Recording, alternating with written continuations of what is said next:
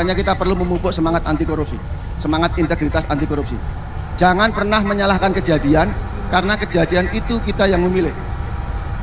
Ya, banyak orang setelah kejadian baru ribut, saling menyalahkan dan sebagainya. Tidak ada upaya pencegahan. Makanya kita ingatkan, jangan pernah kita menyalahkan kejadian, karena kejadian itu kita yang memilih. Tadi Pak Menteri menyampaikan, memupuk budaya anti korupsi utamanya adalah diri sendiri. Makanya selalu saya sampaikan, korupsi itu adalah pilihan hidup. Korupsi itu adalah pilihan hidup. Hari ini nggak korupsi, besok belum tentu, termasuk saya. Ya, hari ini nggak korupsi, besok belum tentu, termasuk saya. Makanya kenapa kok kita perlu memupuk budaya anti korupsi. Kita flashback ke belakang sebentar.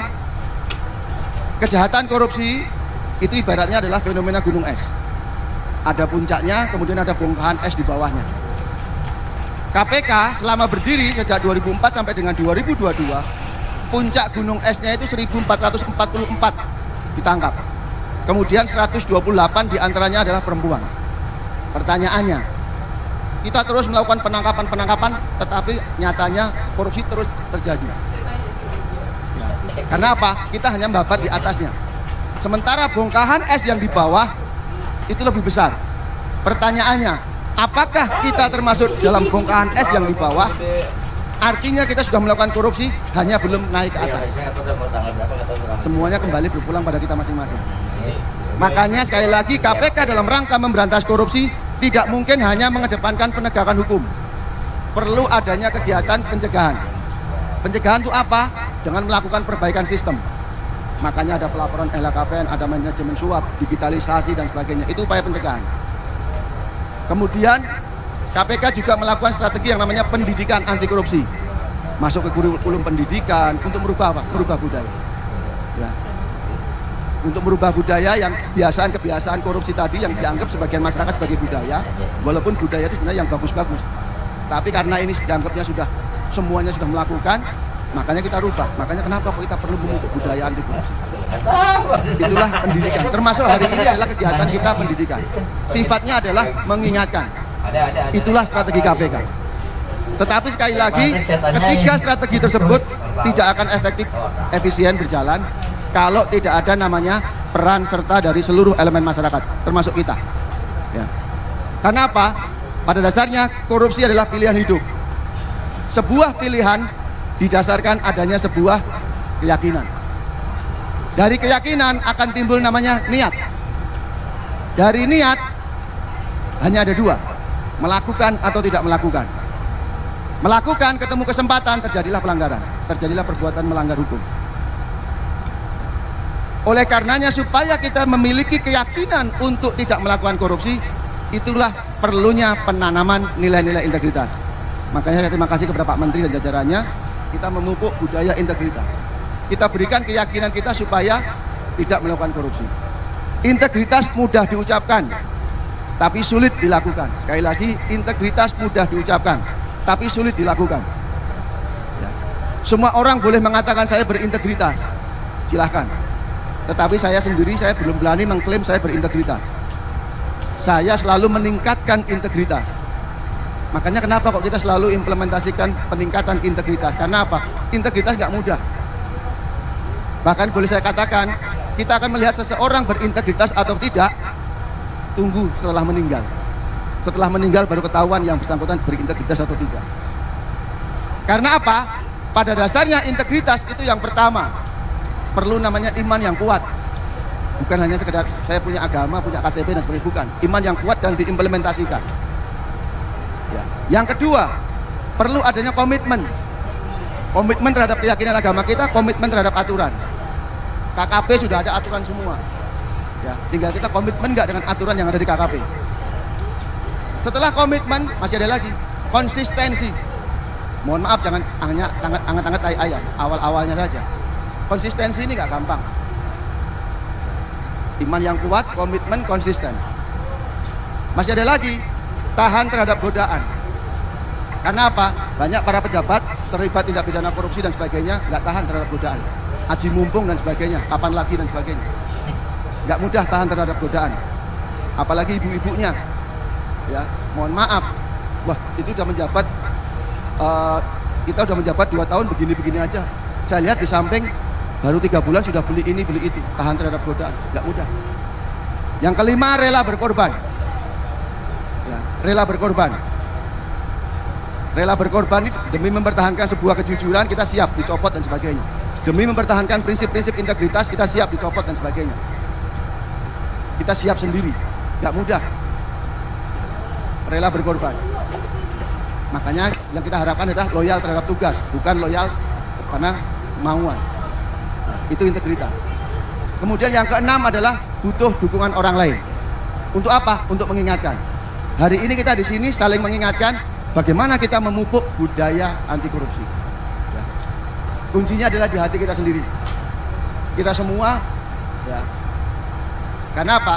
Yang ada dalam hati kita itu niat kita masing-masing. Itulah yang kita perangi. Ya, itulah yang kita perangi. Bagaimana supaya kita tidak memiliki niat untuk melakukan korupsi. Caranya bagaimana? Kita pupuk budaya integritas.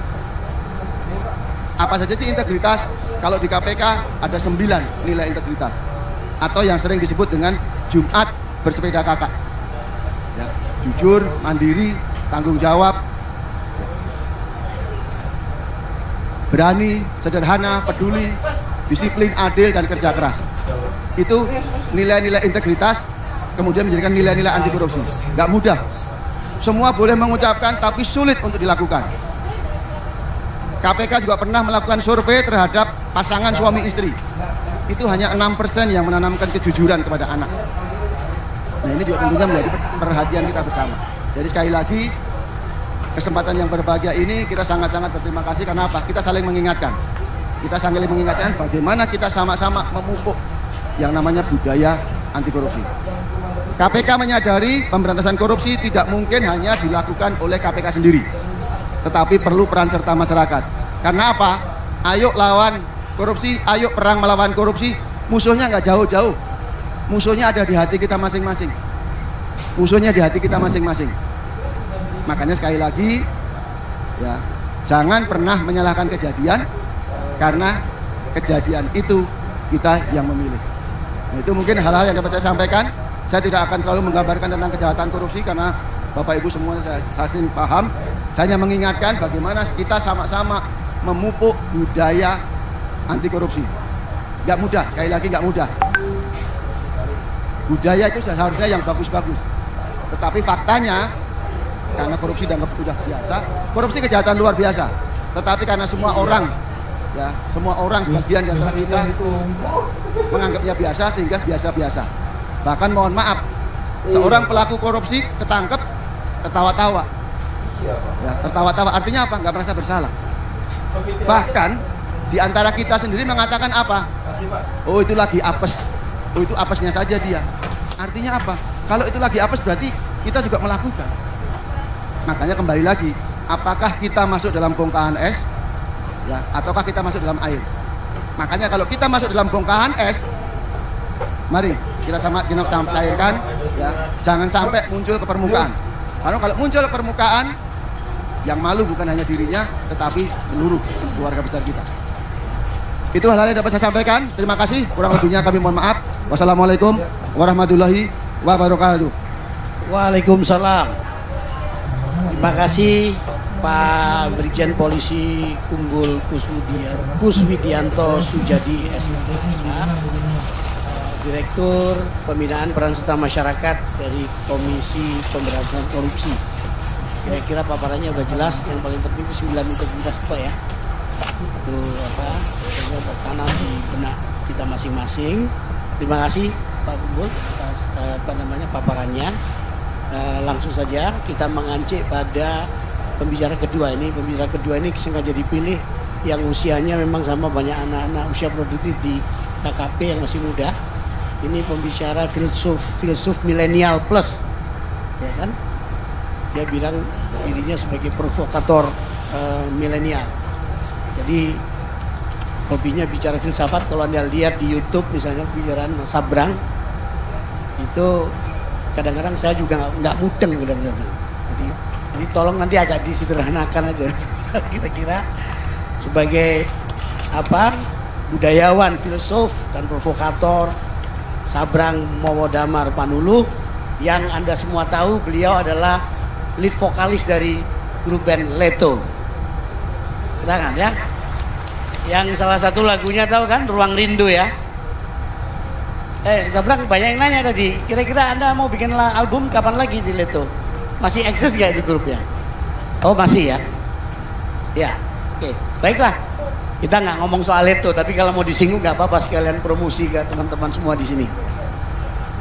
Baiklah, mari kita simak bersama-sama komentar, pandangan, dan juga pendapat hasil kontemplasi dari budayawan kita yang masih muda belia, Sabrang Mowodamar Panuluh. Silakan Mas Sabrang.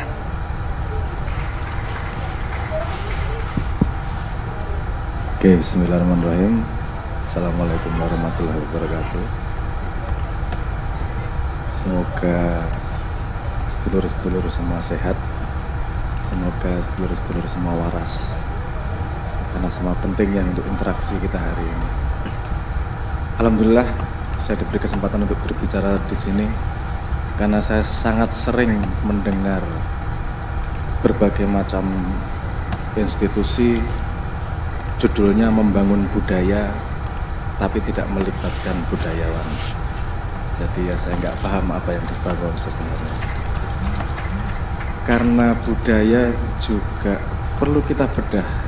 Saya kebetulan beberapa waktu terakhir banyak seminar dan undangan urusan moral, integritas, etik, dan seterusnya tanpa kita benar-benar melihat mekaniknya seperti apa. Karena itu bukan hal yang sederhana. Jadi sebenarnya saya bukan filosof, saya lebih pada mekanik. Kalau saya membahas sesuatu itu biasanya saya mulai dari simplex, artinya bahas hurufnya dulu sebelum membangun kata-kata, baru kemudian kata-kata dikumpulkan menjadi kalimat, kemudian menjadi paragraf dan seterusnya. Di sini ada beberapa kata kunci: budaya, integritas. Menurut saya kita perlu membedah dulu budaya itu apa dan integritas itu apa, baru kemudian kita jadi tahu angle of attack-nya, kita jadi tahu approach-nya gimana untuk membangun sebuah budaya. Menurut saya seperti itu. Mungkin yang akan saya sumbangkan kali ini adalah itu. Pertama sendiri tentang budaya dan tradisi. Ini seringkali disimpang siurkan antara budaya dan tradisi. Perlu kita ketahui perbedaan utama antara budaya dan tradisi. Dua-duanya kesamaan dan perbedaan. Kesamaannya adalah sebuah perilaku yang disetujui oleh komunal untuk bisa menjadi standar kesamaan budaya dan tradisi. Bedanya, tradisi itu diturunkan secara vertikal, artinya belajar dari bapaknya, bapak belajar dari mbahnya, mbah belajar dari mbahnya mbah, misalnya gitu. Kalau budaya itu transmisinya horizontal, belajar dari temennya. Misalnya TikTok itu bukan tradisi, itu budaya. Karena saya yakin tidak ada satupun orang di sini yang pakai TikTok atau Instagram belajar dari bapaknya. Justru kebalik, bapaknya yang belajar dari anaknya. Jadi itu budaya yang muncul. Mungkin berikutnya itu akan menjadi tradisi karena anak Anda tanya sama Anda bagaimana cara memakai Instagram, kan gitu. Itu bedanya budaya dan tradisi. Budaya horizontal, tradisi vertikal. Oke, nanti akan bersambungan dengan integritas. Kan kita mau membangun budaya integritas. Sekarang kita terpisah membahas integritas itu apa. Integritas adalah perilaku yang sesuai dengan sebuah value yang diadopsi oleh seseorang. Ada dua garis yang perlu saya urut. Pertama gini, integritas itu lahir selalu dari keputusan manusia. Seperti tadi dibilang, melakukan sesuatu atau tidak. Tapi ada urutannya di situ. Nggak langsung ngomong iya atau tidak. Ada sebuah nilai yang diadopsi manusia atau hukum. Bisa nilai agama, bisa hukum negara, bisa nilai keluarga, apapun itu bisa diadopsi oleh seorang individu. Kemudian nilai itu digunakan untuk membedakan benar salah. Menurut hukum benar, menurut agama salah misalnya. Misalnya gini, makan babi menurut nilai agama Islam salah, tapi menurut hukum tidak melanggar hukum, kan misalnya gitu. Jadi setiap set nilai itu punya kriteria berbeda untuk membedakan benar salah. Pertama, manusia mengambil nilai, kemudian digunakan untuk membedakan benar salah. Ketika dia mampu menggunakan nilai utuh untuk membedakan benar salah, artinya manusia itu punya moralitas. Nah, setelah itu ketika moralitas itu dilakukan benar-benar, itu baru namanya etik. Nilai adalah tolak ukur. Moral adalah kemampuan menggunakan tolak ukur itu untuk membedakan benar salah. Terus kemudian kalau benar salah itu dilakukan benar-benar, itu namanya etik. Kan gitu. Jadi orang koruptor, korupsi, dia tahu bahwa korupsi salah. Dia sebenarnya punya moral karena dia bisa membedakan benar salah, tapi tidak punya etik karena dia tidak melakukan sesuai yang moralnya katakan. Dia melanggar moralitasnya sendiri. Nah, setelah ada keputusan etik itu tadi, semakin dia konsisten melakukan etika sesuai dengan moralitasnya, integritasnya semakin tinggi. Jadi integritas adalah agregasi dari keputusan terhadap etika terhadap moral yang dia percayai. Nah, mohon maaf ini agak bukan filsafat ini bukan filsafat, ini mekanik ini mekanik pemahaman tentang ini baru sebentar lagi satu garis lagi. Tadi saya terusin dulu daripada Muhammad ya, mohon maaf Pak. Jadi tadi ada nilai, ada morality, ada etik, baru kemudian etika itu dilakukan seberapa sepanjang hidupnya, jadinya tingkat integritas. Semakin tinggi integritasnya, semakin banyak dia melakukan etika sesuai dengan moralnya. Jadi nilainya dia pegang benar-benar itu. Hidupnya berjalan sesuai dengan nilai, itu artinya integritasnya semakin tinggi. Oke. Itu dari sudut pandang konsep, itu tadi di dalam logika semuanya. Tapi gini, kalau mau membangun budaya di situ tidak cukup. Pengetahuan itu hanya ujung gunung es kalau mau ngomong tentang pengetahuan, tentang membangun budaya. Karena asalnya gini. Ini bukan filsafat ya lagi-lagi. Aku kalau ngomong rodok filsafat gak filsafat, ini mekanik, ini benar-benar mekanik ini. Gini, jangan lupa tadi, keputusan untuk melakukan sesuatu sesuai dengan moral atau tidak, itu kan kita dalam jangka waktu panjang kita sebut sebagai integritas. Tapi kuncinya si manusia membuat sebuah keputusan. Kuncinya adalah manusia membuat sebuah keputusan, seperti mau korupsi atau tidak, itu tadi itu kan keputusan manusianya. Yang kelihatan di luar adalah aksinya. Yang terjadi di dalam adalah keputusan kognitif intelektualnya. Pengetahuan terhadap nilai, sekitar, dan seterusnya, pengetahuan terhadap penggunaan kognitif untuk membuat keputusan. Tapi, nah ini mulai agak susah nih, kita ngomong budaya, karena hal ini nggak sering dibahas. Tapi semua intelektual itu pasti tergantung yang namanya perasaan. Kalau Anda lagi hatinya senang, lebih banyak ngasih sedekah daripada ketika hatinya susah. Ketika di sini misalnya saya tanya, di sini ada yang penderita cacat tuna asmara. Maksudnya nggak punya pasangan gitu. Banyak ya, oke. Anda pasti mengalami ketika Anda nembak pacar, Anda diterima, hari itu sangat gembira, Anda mau dikatain anjing, babi atau segala macam, Anda nggak akan marah. Logika Anda tahu bahwa Anda dihina, tapi perasaan Anda rasanya enak. Keputusan logika jadi berubah. Jadi di bawah intelektual itu ada yang namanya perasaan, feeling, yang membuat keputusan Anda bisa berubah pada kejadian yang sama. Nah, ke bawah lagi nih. Di bawah feeling juga terpengaruh sesuatu. Di bawah feeling itu ada yang namanya emosi, emotion. Feeling sama emotion berbeda. Feeling adalah yang kita pahami, kita rasakan. Emotion, kalau bahasa Inggris kan motion itu bergerak. Emotion, energi yang bergerak. Emotion adalah moving energy, energi yang bergerak. Energi dari mana? Dari fisiologi manusia. Kita merasakan ketika kita hidup fisiologi ini, ada energi yang bergerak, jantung bergerak, nafas bergerak, ada darah yang berputar, ini energi yang bergerak. Ketika kita merasakan sesuatu, baru kemudian ada feeling yang kita pahami. Tapi intinya ada energi yang bergerak. Di sini titik membangun budaya, bukan pada kognitif, karena kognitif 3 tingkat di atasnya. Emotion, energi yang bergerak ini ada pada diri manusia dan pada interaksi.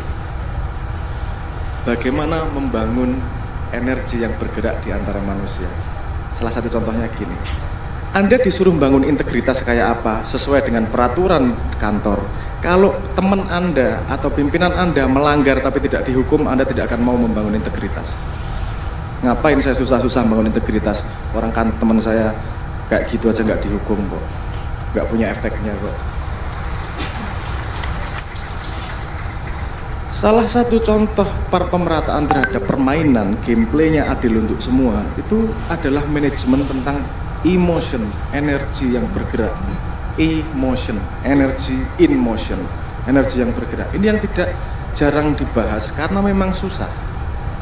Memang tidak gampang untuk menggali seperti itu. Butuh pemahaman sosiologi, butuh pemahaman psikologi, dan butuh pemahaman neuroscience untuk memahami emotion, energi yang bergerak. Ada mirror, neuron, dan seterusnya. Nah, jadi untuk membangun budaya, para pemerakarsanya harus paham bagaimana energi bergerak antar manusianya.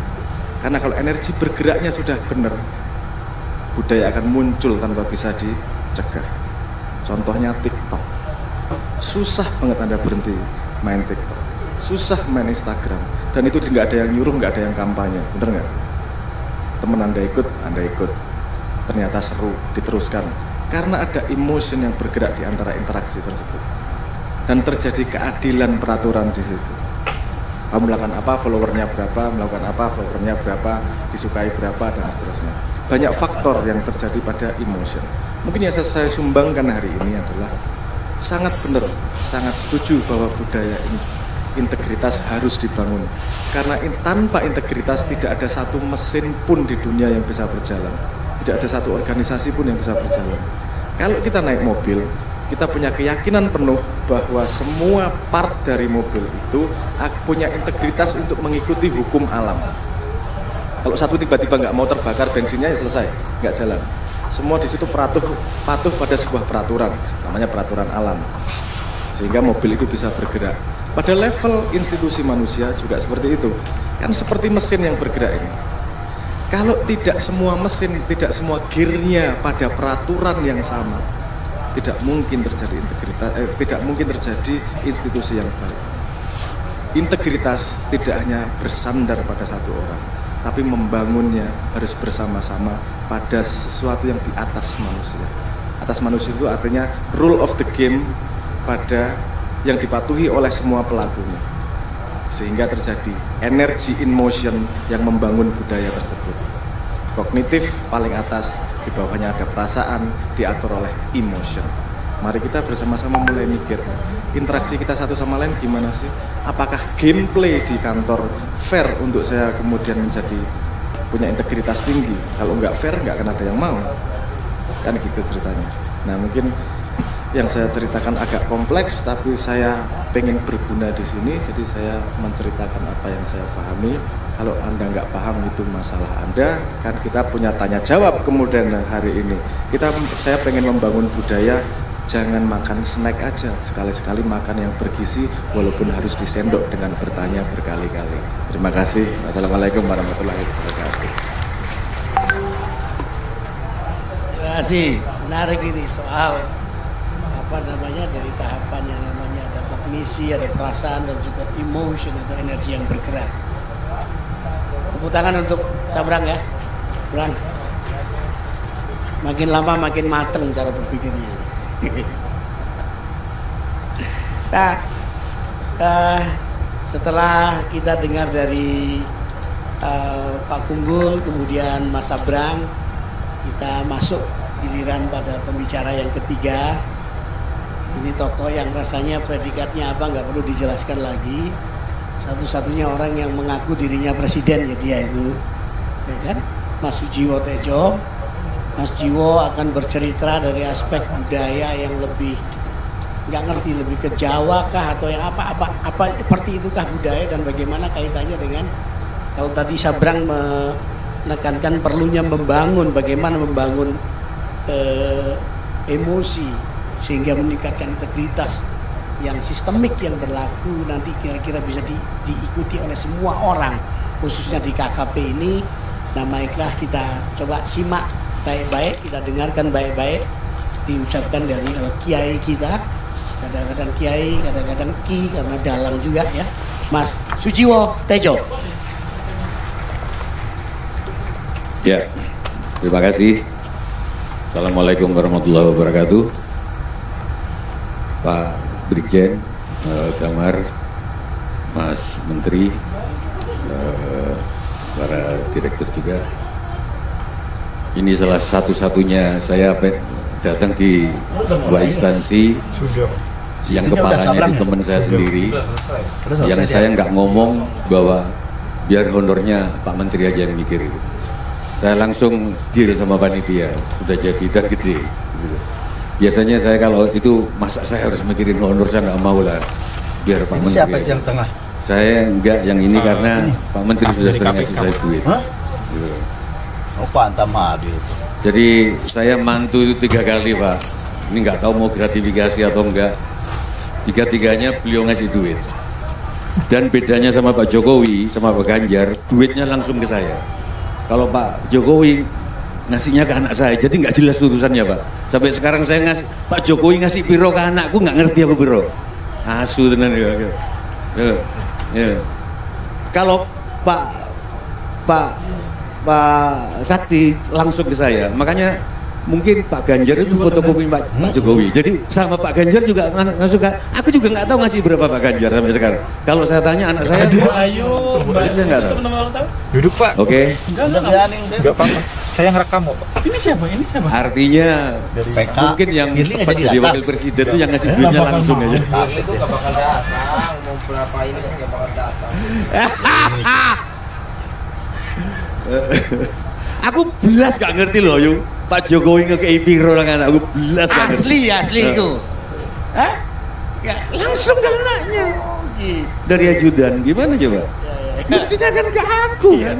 Sampai gitu. Ya, sampai masih punya anak lagi ya? Sudah habis. Sudah habis. Nah itu. Gitu. Oke. Terus saya nggak menetapkan syarat yang ketat, ini susah, makanya KKN itu bagian yang saya paling setuju cuma korupsi Pak Brigjen. Nepotisme nggak bisa. Syarat saya kalau ngisi acara ketat. Pertama nggak boleh ada yang main HP. Karena saya berprinsip bahwa kita harus hidup di sini dan saat ini. Karma akan dibilas pada siapapun yang hidupnya kalau di sini ya di sini. Nggak di sini tapi pikirannya kemana-mana. Itu menurut Hindu, Buddha, karmanya nggak akan habis-habis. Makanya saya, oke lah nggak apa-apa 1-2 main HP, tapi ketat saya. Mau dimanapun. Makanya kalau pemimpinnya teman sendiri nggak enaknya gini.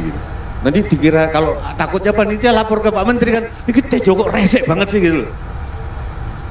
Dan saya mengharuskan ada musik. Saya bawa paduan suara. H-1 mereka latihan di instansi itu, latihan lagu-lagu saya. Nanti saya datang H-1. Karena bagi saya kata-kata tanpa musik adalah sampah.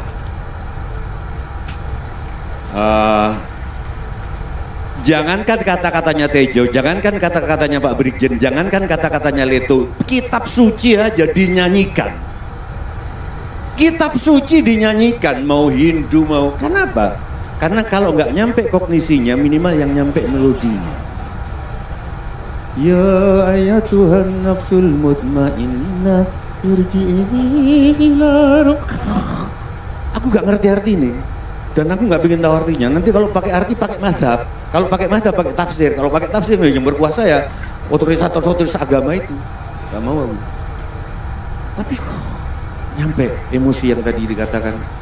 Kitab suci langsung berhubungan tanpa arti, tapi nadanya. Oke, saya akan mulai.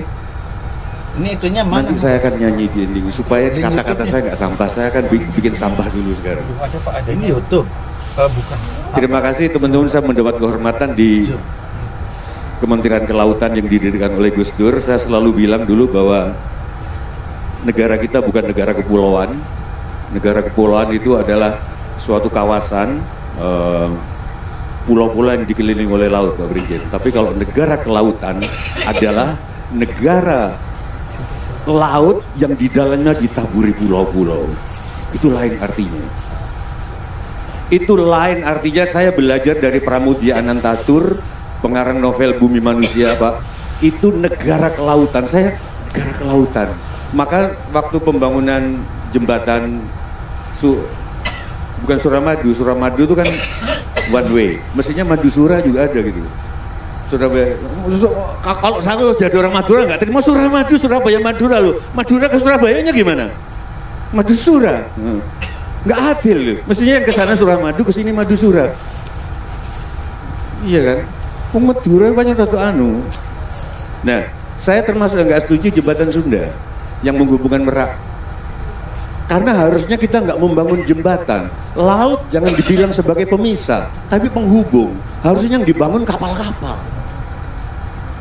Sorry, aku agak pinter dikit ya, lebih walaupun nggak jadi menteri loh ya, gitu loh. Pak Trenggono ini hidupnya susah dulu waktu kuliah. Kadang-kadang tidurnya di masjid Salman, karena nggak mampu bayar kontrakan. Ini. Kadang saya juga di jangan tak ngomong sekarang, gitu loh. Nasib manusia. Saya tetap jadi gini-gini aja, tidak jadi menteri asu tenan ya. Asu tenan. Pramono Anung itu saya yang nulis surat-surat cintanya kalau naksir. Makanya dia nggak bisa ngapa-ngapain kalau gagal. Oke?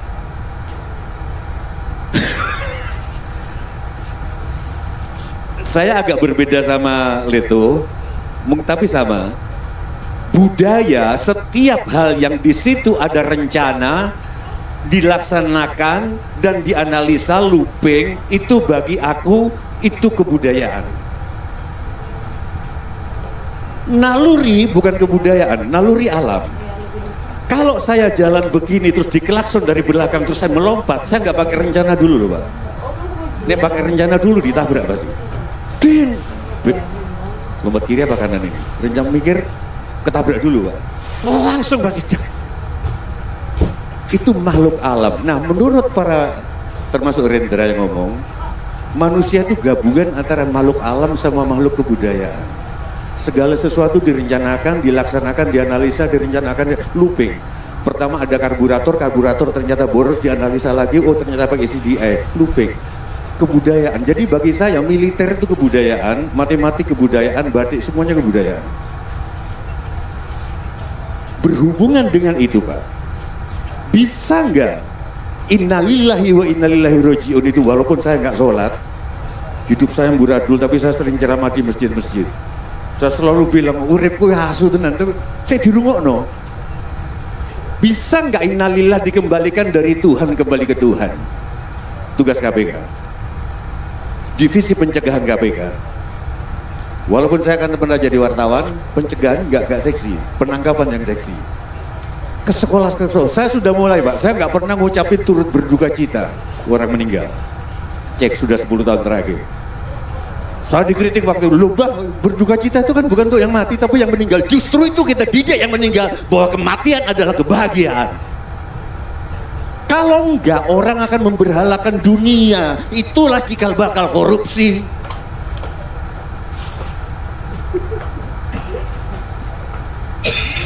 Gimana coba? Misalkan KPK, saya mau Pak ke SD, ada anak innalillahi wa innalillahi roji'un itu dari Tuhan rujuk kembali, nggak ada duka cita di situ. Dari mana duka cita itu? Saya kalau pesen karangan bunga pasti bingung bukan tukang bunganya. Lu Mas wes tulis sebelumnya. Selamat jalan Mas Sakti, belum Pak Sakti masih ada ya. Selamat jalan Mas Perli, sampai jumpa, utang rasa. Gak ada. Saya belajar dari tradisi kita sebelum Islam masuk juga begitu bapak-bapak ibu-ibu. Tradisi Toraja menari-nari di kematian, Bali, Batak, nggak ada hitam-hitam dari mana itu dari sinetron. Dari mana kematian hitam? Kematian ketemu Tuhan kok. Bahkan tahun 90 Pak Brigjen, waktu Slamet Gurdono meninggal, saya datang ke Tegal, penguburannya gagah Mas Menteri. Enggak gitu. Gini saya ingat, dia pakai ikat kepala, duduknya berdiri gini, dilihatlah. Heh, Sira Slamet Gundana. Kamu Slamet Gundana. Sira saya Sorahana. Kamu sekarang sudah tidak ada. Nanging aja gentar. Nanti ada cahaya gitu. Itu tradisi kita. Selama kematian masih ditangisi, saya taruhan kalau boleh korupsi akan merajalela karena dunia ini menjadi berhala.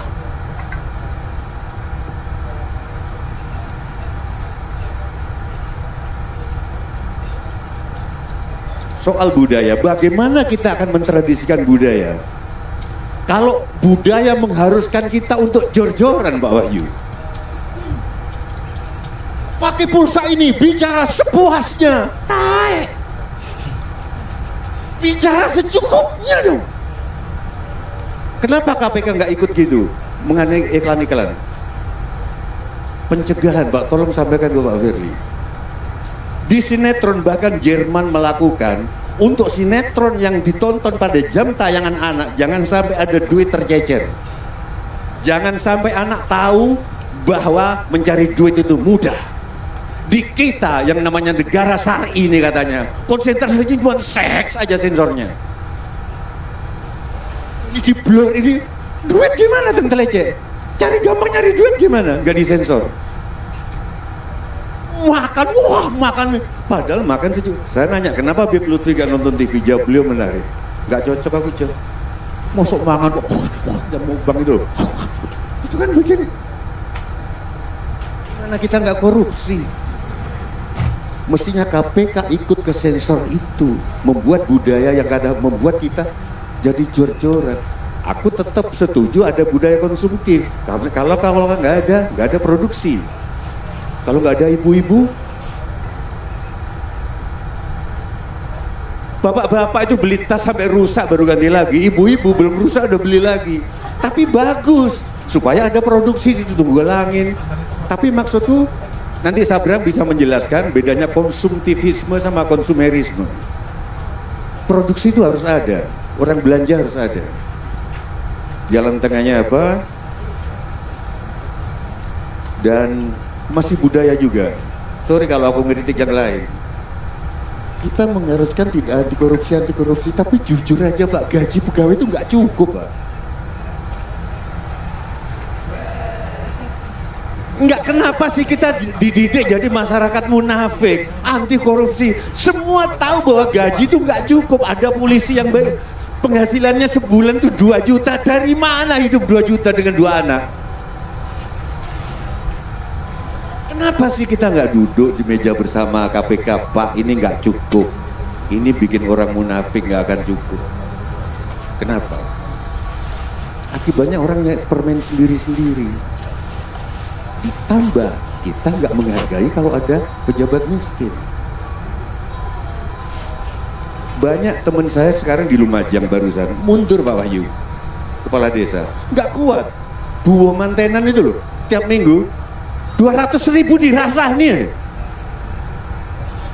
Katanya anti korupsi, masuk Pak Lurah 200.000. Lu itu berapa orang itu se-Lumajang itu? Akibatnya mundur Pak. Mestinya budaya yang akan terbentuk nanti kalau ada pejabat nyumbang 50.000. Wah gila, jujur banget pejabat ini. Nyumbang mantuku yuk, cuman 50.000. Waduh, tepuk tangan untuk Pak Bupati. Nggak mungkin dirasani berarti. Jadi istri bupati kalau gelangnya nggak segede pelek becak, apa nggak disirasani? Ayo dong kita sekarang jujur. Nggak bisa kita cuma mempersempit di satu kantor ini, tapi lingkungan iklan. Oke, sebagai pemantik, aku akan ngakhiri dengan lagu Jodoh. Gini, Pak Wahyu kan agak-agak NU juga kan. Jadi Pak Menteri, saya pernah ceramah di Jambi. Terus ada kiai yang membawakan hadis. Katanya pemimpin itu cuma cerminan rakyatnya. Kalau rakyat korupsi, pemimpin korupsi. Gimana itu? Jadi gimana ini? Ada nggak hadisnya, bener nggak? Itu kiai yang bilang di Jambi. Ulangi. Pemimpin cuman cerminan rakyatnya. Kalau rakyat korupsi, pemimpin pasti korup. Kalau pemimpin korupsi, cek rakyatnya korup nggak? Saya akan bawakan lagu. Stand pun di Mas. Karo gitar kundi masalah al-imamu. Nah, NU bayangkan coba, Al-imamu mas'ulun an ra'yati. Al-imamu mas'ulun an ra'yati. Yang artinya? Ya imam itu cermin dari rakyatnya. Gimana gitu? Padahal rakyat kita, ya kita lihat, ini standnya yang mana? Standnya ini. Sore aku duduk di sini. Ini saya baru menyajikan yang bukan sampah.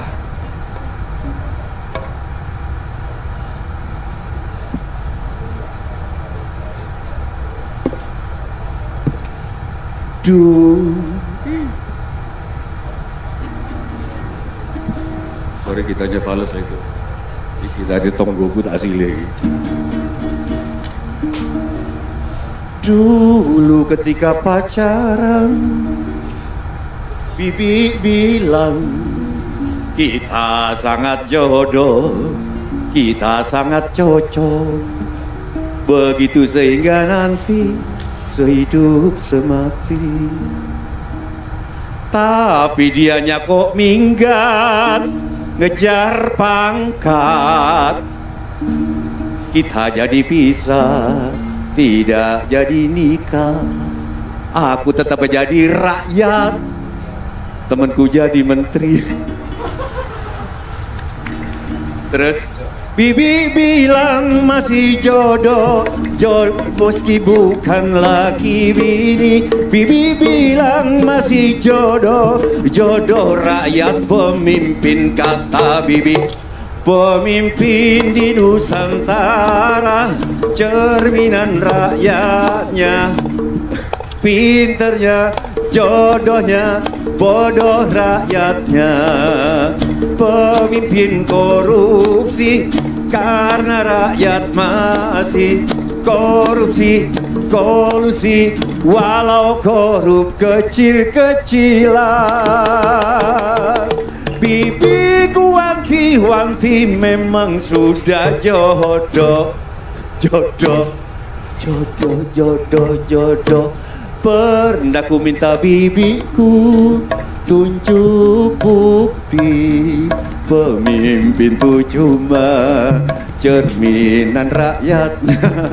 Bibiku ngajak ke pasar, ke desa dan ke kota. Memang mereka tak korup, Bibi bilang, karena tak kuasa, tak punya kedudukan. Tapi di lubuk hatinya rakus, iri dan dengki.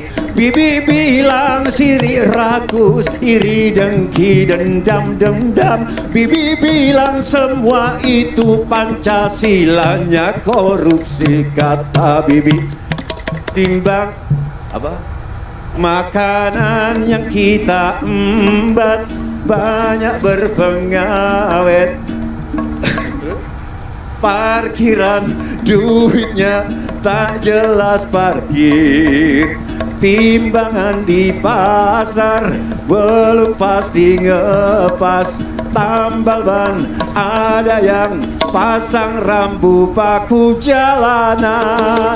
Bibi wanti-wanti memang sudah jodoh, jodoh, jodoh, jodoh, jodoh. Setuju Pak KPK? Pernah ketika ku ngotot dan ngos-ngosan, coba kalau cermin kita balik saja. Jadi rakyat cuma nyontoh pola tingkah pemimpin, bukan kita yang salah. Bisa bareng-bareng? 3, 4. Bukan kita yang salah, bukan salah yang ngasih contoh. Bibi bilang betul juga, Bibi bilang yayo yayo. Bibiku terpingkal-pingkal ngangkat jempol sampai ngompol. Terima kasih. Yang mana tahu? Oh yang usulan itu yang buat ibu. Iya ini. Saya kira musiknya doang yang masih ngomong lagi enggak? Yang itunya yang terpesona. Tepuk tangan Sujiwo Tejo. Lah kemarin kan ada 2. Ya. Hadirin masih ada waktu. Ini sudah ada Kalian dah paparan, penyampaian pemikiran dan pendapat komentar dari beliau-beliau ini. sekarang giliran saya memberikan kesempatan kepada para hadirin hadirat untuk kalau mau bertanya atau mau komentar atau ngasih masukan silahkan. Adakah? Ya itu di ujung satu. Terus? Ayo, ini masuk KPI ini, yang rajin bertanya itu masuk KPI, Key Performance Indicator. Jadi makin bertanya makin bagus. Ayo, 2 Pak TB, 1, 2. Satu lagi? Sana? Sayap kanan? Apa? Adakah? Plastik. Ya. Plastik gede. Trian? Pak Trian? Nah, oke, 2 dulu ya, silakan. Tolong mikrofonnya dikasih. Ya. Udah dari tadi tuh ya? Assalamualaikum warahmatullahi wabarakatuh. Terima kasih karena telah memberikan kesempatan kepada saya untuk sedikit menjelaskan pendapat dari saya. Perkenalkan, nama saya Suryono Eko. Saya hanya sekedar butiran kecil dari berjuta-juta rakyat Janjuker. Dan saya dilahirkan di sebelah selatan dari di mana Pramudia Anantatur dilahirkan. Saya hanya sedikit ingin menguraikan yang menjadi pendapat saya. Mudah-mudahan Mas Abrang, Mas Tejo ataupun teman-teman yang lain yang lebih mempunyai solusi pandang, sudut pandang dan cara pandang yang lebih luas daripada saya untuk menambahkan sekiranya apa yang akan saya paparkan ini masih ada banyak kekurangannya. Jadi yang terkait masalah korupsi, anti korupsi, sebenarnya kalau kita tarik garis di awal korupsi itu, sebenarnya kalau akar permasalahan ini sudah bisa kita ketahui, sebenarnya korupsi itu bisa kita hilangkan. Sebagai contoh, saya dari orang desa. Waktu dulu saya pernah ingin menjadi salah satu anggota kesatuan TNI waktu dulu. Cuma karena ketika kita mau daftar secara reguler, itu kemungkinannya paling sekitar berapa persen untuk bisa lolos. Apalagi kita orang desa, nah nggak ada orang dalam lah, ibaratnya seperti itu. Nah dari situ kadang-kadang orang tua kita ya direwangi adol bebek, adol meri, kadang-kadang adol ladang. Nah, agar supaya anaknya bisa menjadi pegawai negeri, ya, berseragam, gagah, pulang kampung jadi anggota kan gitu. Padahal gajinya UMR. Jadi hal itulah yang menyebabkan gue kudu wajib korupsi. Lah ngopo? Sampean dulu jadi TNI bapak adol ladang yang balik kan seperti itu. Jadi ya hal seperti itu seharusnya dari awal, misalkan kita ini pendaftaran nyalon rakyatnya nek gak dikei serangan fajar ndak mau milih. Nah itu kan rakyat sendiri pun mengajarkan kepada para calonnya untuk itu jadi kayak dagang. Ya sekiranya hanya itu saja yang ingin saya sampaikan. Apabila ada salah-salah kata, saya mohon maaf yang sebesar-besarnya. Untuk para jajaran yang berada di depan, terima kasih atas kesempatannya. Terima kasih. Wassalamualaikum warahmatullahi wabarakatuh. Terima kasih. Selanjutnya Pak Dirjen Perikanan Budidaya, Pak TB.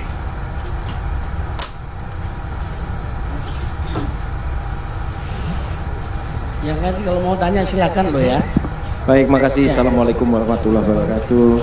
Selamat siang, salam sejahtera buat kita semua. Salam, Om Swastiastu, Namo Buddhaya, dan salam kebajikan. Mohon izin Pak Menteri, Pak Sekjen, dan Ibu Bapak sekalian. Pembuai, kalau kita menyimak apa yang tadi sudah disampaikan oleh 3 narasumber itu sangat luar biasa sekali. Saya pikir sudah sangat jelas substansinya. Saya mungkin hanya satu aja yang ingin menyampaikan, bahwa kalau kita sudah tahu duduk persoalannya, end to end masalahnya kan sudah tahu, ada KPK, ada budayawan, ada kita dan seterusnya. Bagaimana kita memulainya?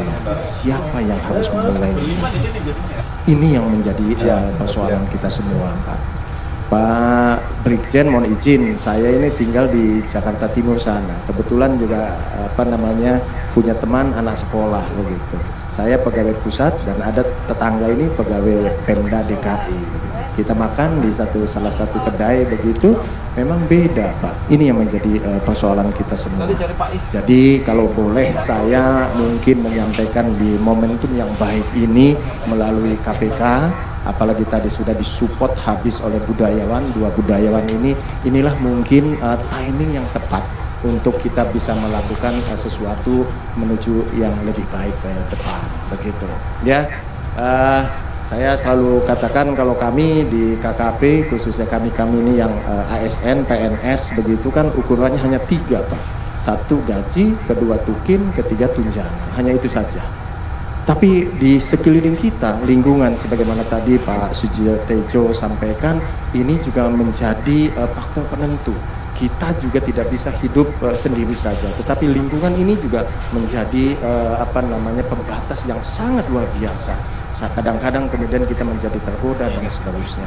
Jadi melalui momentum yang baik ini, alangkah lebih baiknya saya mohon izin dengan segala hormat lewat KPK Pak, untuk bisa menjadi jembatan buat kita semua, mengkomunikasikan dengan semua institusi, baik itu legislatif, yudikatif maupun eksekutifnya, supaya semua persoalan ini kita bisa tuntaskan.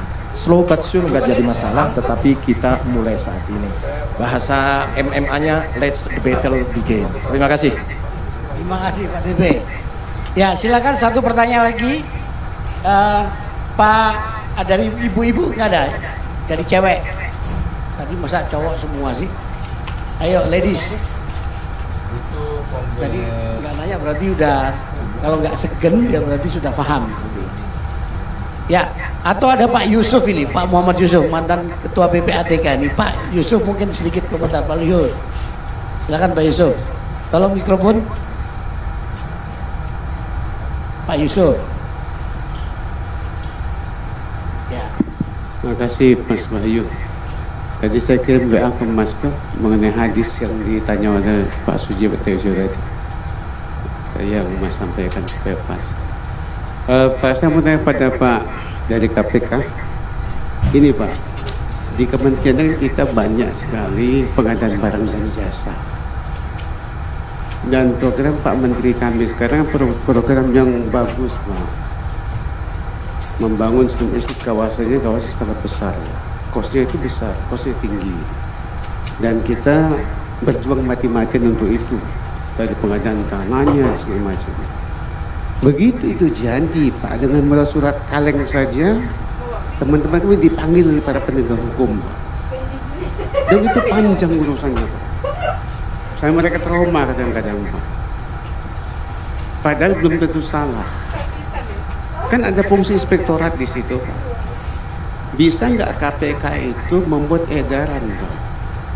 Setiap ada pengaduan tidak langsung pada penegak hukum, tapi inspektorat tangani dulu. Kalau inspektorat mengatakan ada pelanggaran, silakan Anda masuk.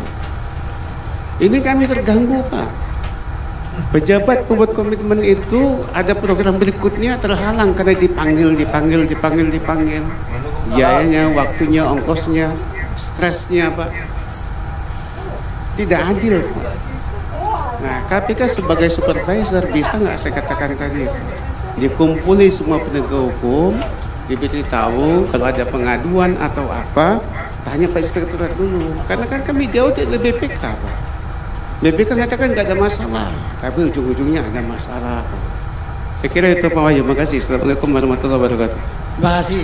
Pak Yusuf ini mantan Kepala PPATK dan mantan Irjen dari KKP. Jadi paham betul soal pemeriksaan dan seterusnya. Baiklah, kalau memang sudah tidak ada pertanyaan, silahkan saya beri kesempatan kepada masing-masing narasumber ini untuk memberikan jawaban dan komentarnya sekaligus closing statementnya. Monggo. Terima kasih Pak. Pertanyaan 1, 2, 3 saya rangkum saja. Tadi sudah saya jelaskan di depan bahwa pemberantasan korupsi ini sekali lagi tidak mungkin hanya dilakukan oleh KPK sendiri. Makanya ibaratnya sebagai sebuah orkestra musik, itu tentunya perlu adanya harmonisasi dari seluruh para pemainnya. Karena itu Makanya korupsi adalah kejahatan luar biasa, musuh bersama. Nah, seperti itu. Kemudian yang kedua, yang perlu kita pahami bersama bahwa permasalahan korupsi ini kompleks permasalahannya. Kesejahteraan betul, salah satunya adalah kesejahteraan. Namun demikian yang perlu kita ingat bahwa betul kesejahteraan kita kurang dan sebagainya. Makanya pemerintah, kita juga mendorong pemerintah, Pak. Dulu kita hanya ada gaji, Pak. Kemudian ada tunjangan kinerja. Nah, itu salah satunya adalah untuk memberikan kesejahteraan. Kan seperti itu. Termasuk juga tunjangan-tunjangan yang lain. Nah, ini kita terus juga mendorong pemerintah, namun kita juga harus melihat bagaimana kemampuan pemerintah dan sebagainya. Makanya sekali lagi dalam rangka memberantas korupsi, sekali lagi nggak mungkin hanya oleh KPK sendiri. Termasuk tadi disampaikan oleh guru saya, Pak Sujiwo Tejo. Bagaimana tayangan televisi dan sebagainya, itu juga kita sampaikan. Bagaimana kita mendidik kepada masyarakat. Makanya sekarang pun KPK turun ke desa, Pak. Ya, kita juga ada program namanya Desa Anti Korupsi. Kenapa kok turun ke desa? Hasil survei, Pak. Masyarakat desa itu lebih berperilaku koruptif daripada masyarakat kota. Ini kan ironis, Pak. Makanya kita juga turun ke desa supaya apa? Mengembalikan budaya-budaya yang ada. Banyak budaya-budaya kita tergerus, Pak. Ya, budaya-budaya ada di desa sudah tergerus, Pak. Sekarang orang lebih bangga dengan begini, Pak. Padahal ini budaya Korea. Nah, ini juga kita hidupkan kembali. Kenapa kok salah satu indikator desa anti korupsi adalah terkait masalah kearifan lokal. Nah, inilah kita membangun. Ya, membangun. Makanya tadi KPK dalam rangka memberantas korupsi nggak mungkin hanya nangkep-nangkep. Makanya ada pencegahan, ada pendidikan. Korupsi desa itu kayak apa kira-kira bentuknya? Kenapa? Bentuknya kayak apa korupsi desa? Sama, Pak. Ada yang keuangan negara, ada yang penyuapan, ada yang gratifikasi dan sebagainya sama. Nah, ini yang menjadi perhatian. Kemudian kalau bertanya dari mana kita mulai? Dari kita, Pak. Dari diri sendiri, Pak. KKP, bagaimana membangun budaya anti korupsi? Bagaimana mengatasi korupsi di KKP? Satu kata saja. Ya. Bagaimana mengatasi terjadinya korupsi di KKP contohnya? Hanya satu kata. Atas. Ya, dari atas. Kalau atasnya sudah nggak korupsi, menjadi toladan, disiplin, tidak diskriminasi, profesional, ya, ke bawahnya insya Allah ikut. Namanya juga mengatasi. Berarti kan dari atas. Kalau dari bawah namanya membawahi. Kan seperti itu. Makanya dari atas, itulah makanya kenapa seorang pemimpin diharapkan teladan. Itu, Pak. Kalau kita bertanya dari mana kita akan memberantas korupsi, dari diri kita sendiri. Sekarang ini bukan saatnya lagi saling menyalahkan, tetapi bagaimana kita berkontribusi untuk itu. Makanya prinsip, ya, pada dasarnya semua orang itu baik, Pak. Tetapi kalau tidak ada orang baik, minimal saya sendiri baik, kan gitu, Pak. Artinya apa? Kita sendiri mari kita berbuat baik. Kan seperti itu. Nah, inilah bagaimana kita dalam rangka mencegah terjadinya korupsi. Kompleks permasalahannya, Pak. Termasuk tadi money politik. Makanya KPK juga mendorong pemerintah. Dulu anggaran satu suara itu hanya sekitar 100 sekian rupiah. Kemudian kita dorong pemerintah, kita melakukan kajian dan sebagainya. Layaknya berapa sih satu suara? Nah, ini kita dorong di 2024 mudah-mudahan ada kenaikan per satu suara. Itu juga kita dorong. Jadi KPK juga mendorong beberapa lembaga sesuai dengan fungsinya masing-masing untuk bagaimana yang tadi sampaikan terkait kesejahteraan, terkait gaji dan sebagainya. Ini juga demikian, Pak.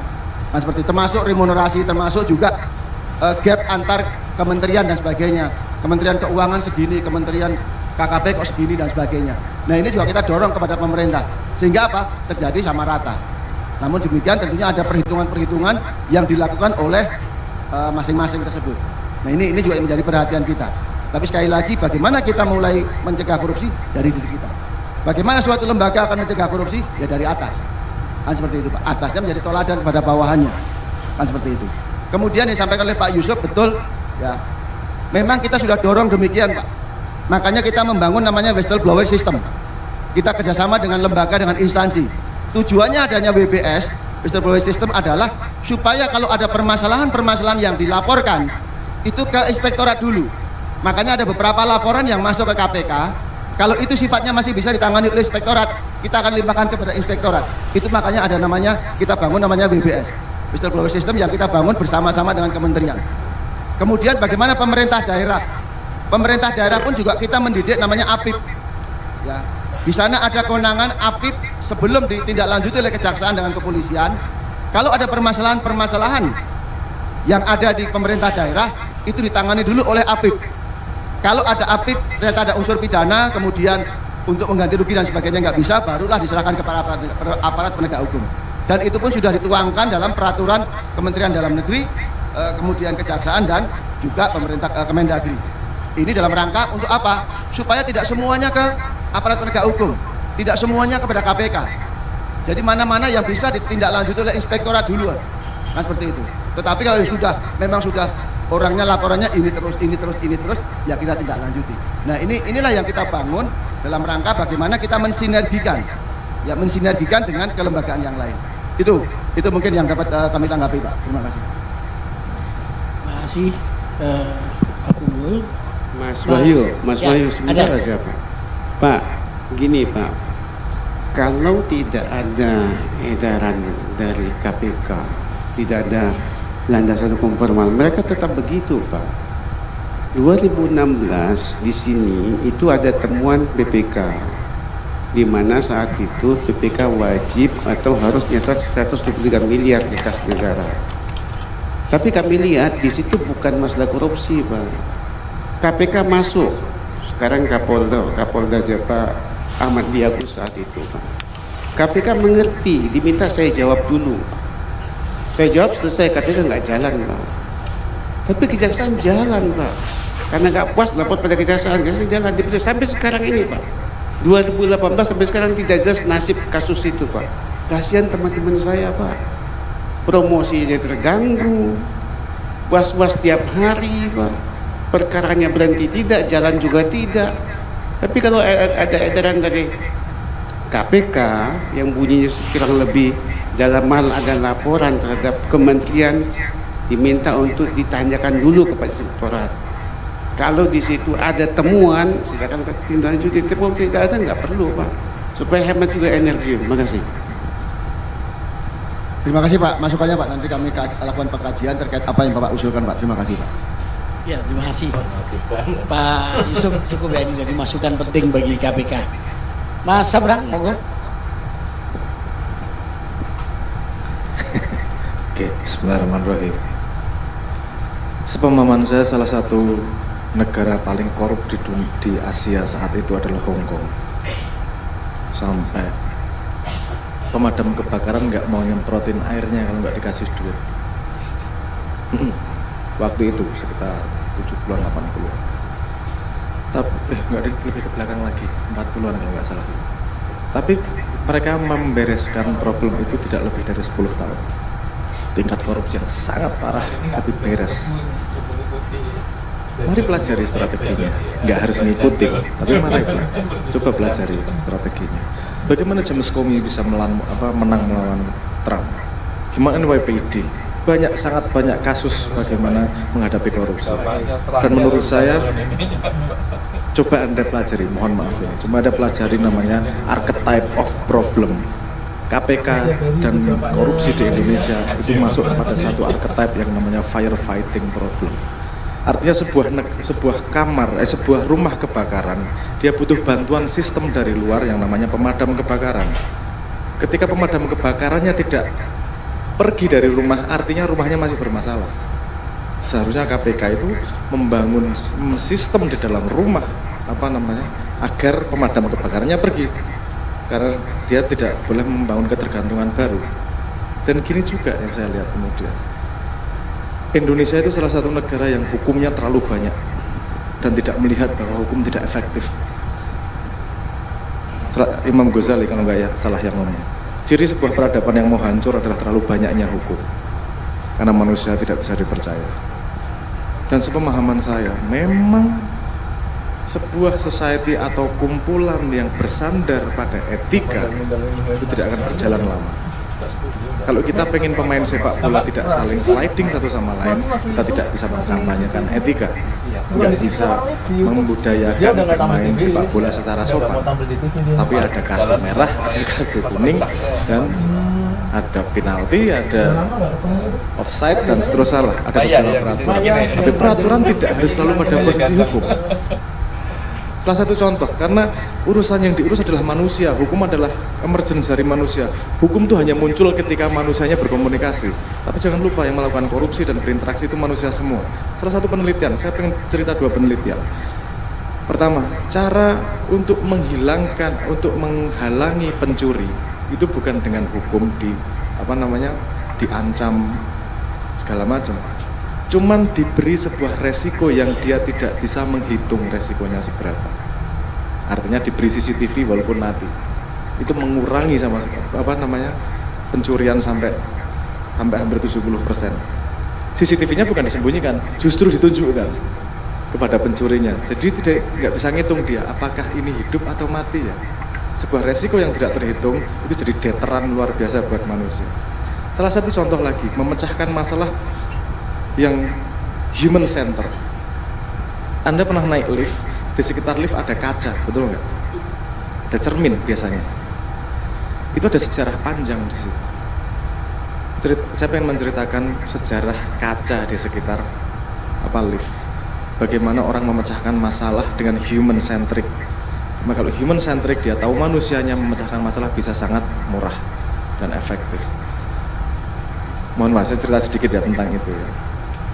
Suatu hari di sebuah gedung veteran terjadi komplain. Standar di Amerika waktu itu, standar lift itu 3-5 menit, tapi saya harus menunggu sampai 15 menit. Ini ada yang nggak beres ini dengan liftnya. Saya minta masalah ini diberesin. Dia kemudian menyewa konsultan untuk menganalisa. Kata konsultannya, ini harus dibikin alur lift baru. Kemudian dia konsultasi sama ahli ekonominya. Kalau kita bikin lift baru, kita harus mengurangi kamar. Artinya ekonominya nggak akan jalan, nggak ada jalan keluarnya. Liftnya ditambahin nggak bisa. Kalau didiemin aja 15 menit sampai 13-15 menit. Ketika dia putus asa, dia ngumpulin semua anak buahnya. Saya minta solusi, apapun solusimu gila, terserah. Pak, saya punya solusi tapi mungkin bodoh dan modalnya nggak banyak-banyak. Kalau bikin lift kan sampai jutaan dolar, saya butuh $500 aja. Gimana? Coba kasih cermin Pak di sekitarnya. Ketika dia menunggu, dia komplain itu karena menunggunya nggak enak. Kalau dia dikasih kesibukan, nggak akan ada komplain lagi Pak. Akhirnya kemudian ditanam cermin di sekitar lift, nunggunya masih 13-15 menit, tapi komplain jadi 0 sama sekali. Lamanya lift tidak jadi masalah. Artinya human yang yang dihandle. Saya beberapa kali ngasih input kepada pejabat negara, Pak Lurah dan seterusnya.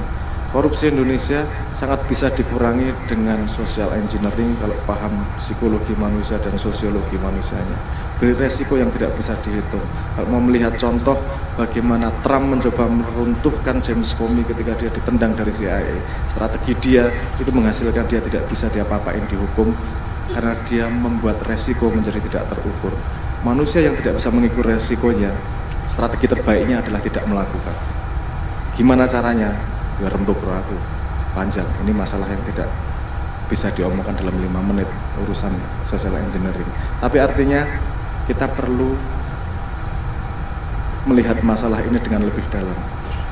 Perlu lateral thinking, perlu system thinking, perlu berpikir lebih dalam untuk membuat social engineering yang lebih baik untuk memecahkan masalah korupsi.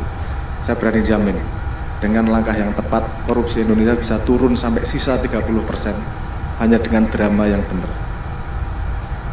Saya berani menjamin, tapi pembahasannya tidak mudah dan kapan-kapan.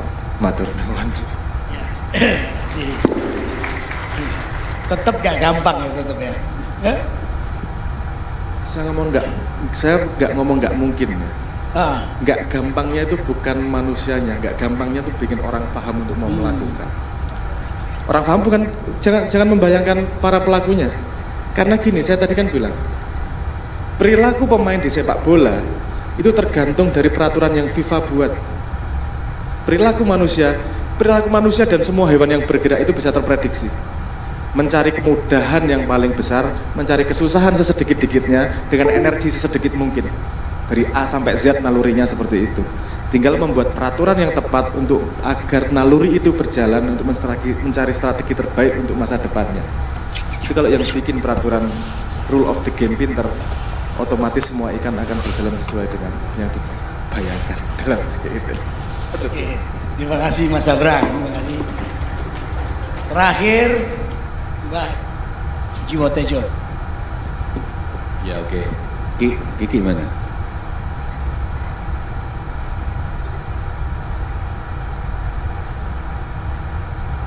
Sugitan Bobondo ini siapin syairnya. Oke, saya akan komentar dan saya akan tutup dengan menyanyikan syair karangan saya, cuman bikin lagunya karangan adik kandungnya R.A. Kartini, yaitu RMB Sosro Kartono, Sugitan Bobondo. Tapi sebelum itu, dari komen Sabrang sama Pak Brigjen tentang lingkaran tadi, saya jadi kepikir gini, cermin pemimpin cermin rakyatnya atau rakyat cermin pemimpin.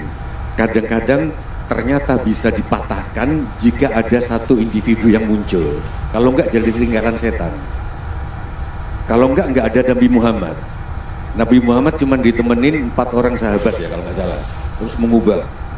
Coba kalau Nabi Muhammad cuma cerminan masyarakat Quraisy waktu itu.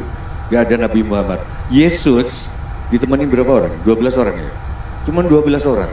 Mengubah sejarah, sehingga terus saya jadi mengeriwayat lagi Pak Brigjen, semua orang termasuk saya yang hidup di Jabodetabek melihat kereta Jabodetabek orang kayak gitu ya, udah nggak mungkin diubah Pak Wahyu.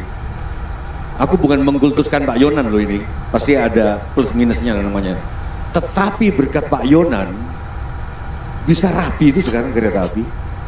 Ini gimana juga soal social engineer tadi loh, ternyata kepemimpinan itu bisa. Ini rame-rame ini di Kanjuruhan, Mbak.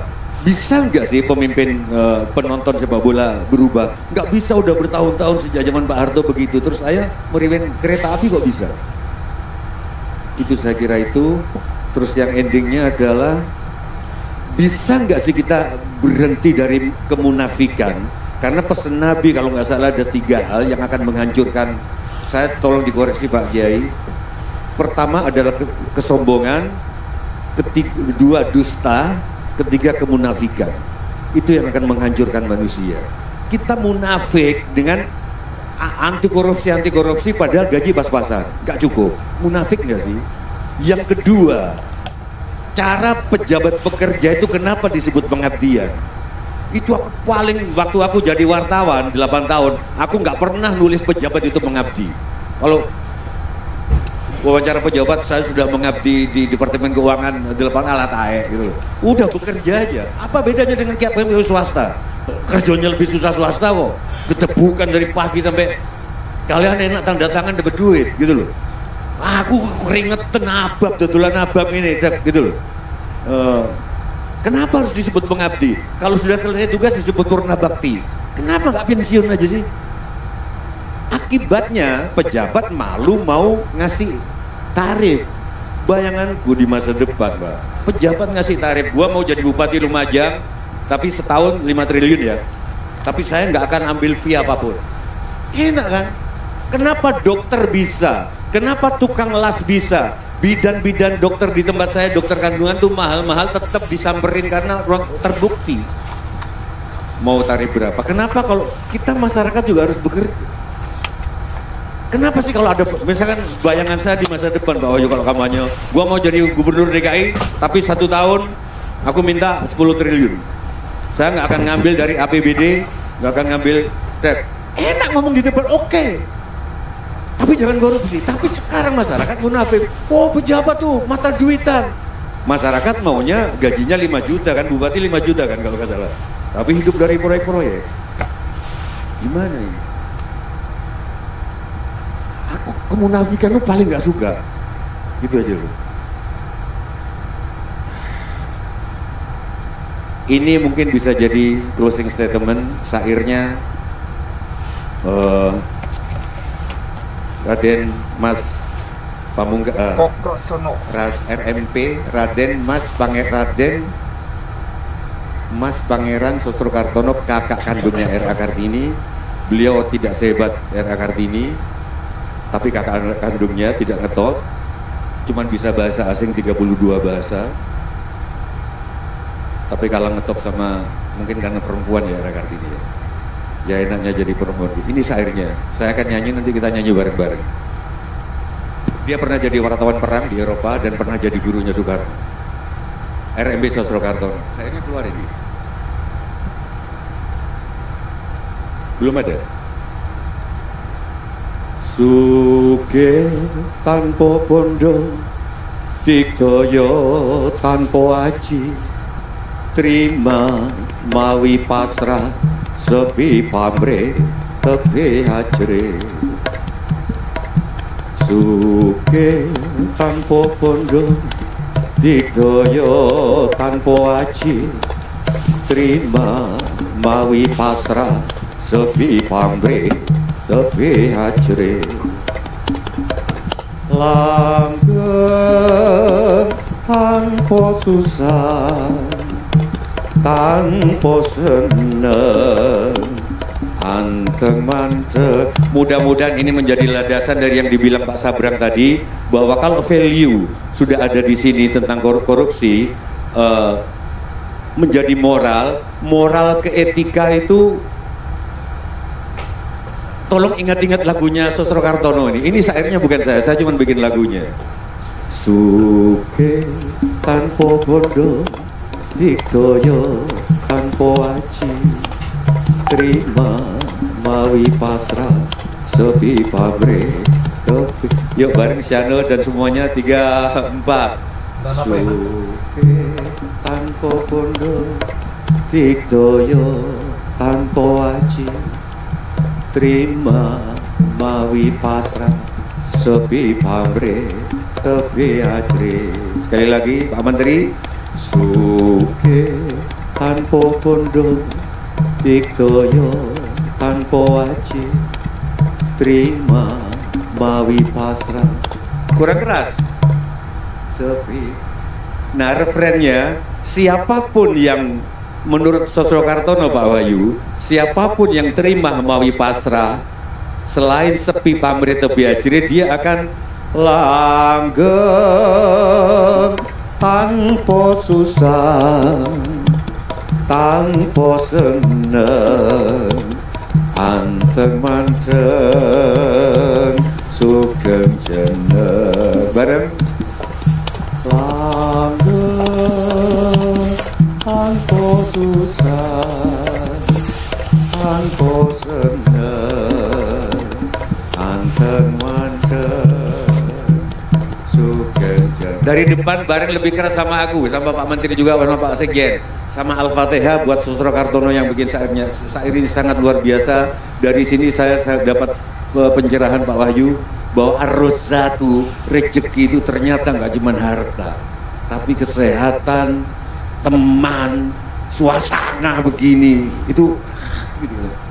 Suge tanpa bondo, digdaya tanpa aji, terima mawi pasrah, sepi pamrih tepi hajre. 1, 2.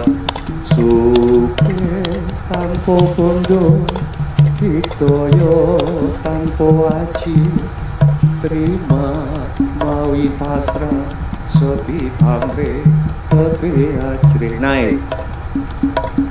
Langgeng tanpa susah, tanpa seneng, anteng manteng, sugeng jeneng. Sekali lagi keras. Tanpa susah, tanpa senang, anteng manteng, sugeng jeneng. Assalamualaikum warahmatullahi wabarakatuh. Luar biasa. Hadirin dan hadirat, rasa-rasanya sudah masuk, tidak hanya di kognisi ini, sudah masuk ke perasaan dan mungkin emosi kita ya.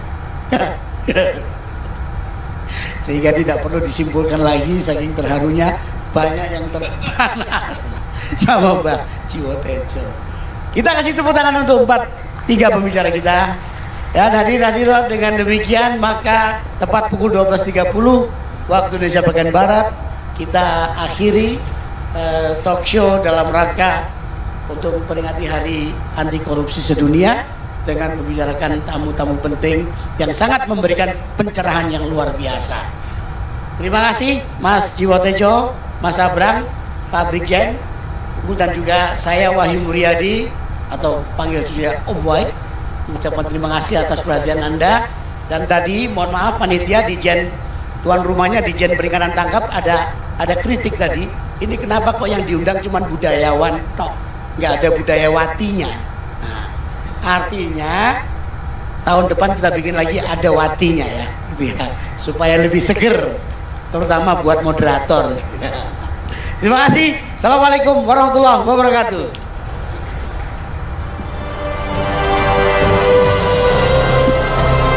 Ya, menarik sekali ya diskusinya. Kita berikan tepuk tangan meriah sekali lagi untuk para pembicara dan moderator kita. Satu statement yang tadi saya garis bawahi adalah rezeki tidak hanya harta benda, tapi juga ketenangan hati, teman, dan keluarga. Boleh kita berikan tepuk tangan sekali lagi? Ya hadirin, dengan berakhirnya talk show tadi, maka berakhir pula acara kita pada siang hari ini. Kami mengucapkan terima kasih kepada seluruh pendukung acara, dan saya menyampaikan permohonan maaf yang sebesar-besarnya apabila selama memandu acara pada hari ini terdapat hal yang kurang berkenan di hati Bapak Ibu sekalian.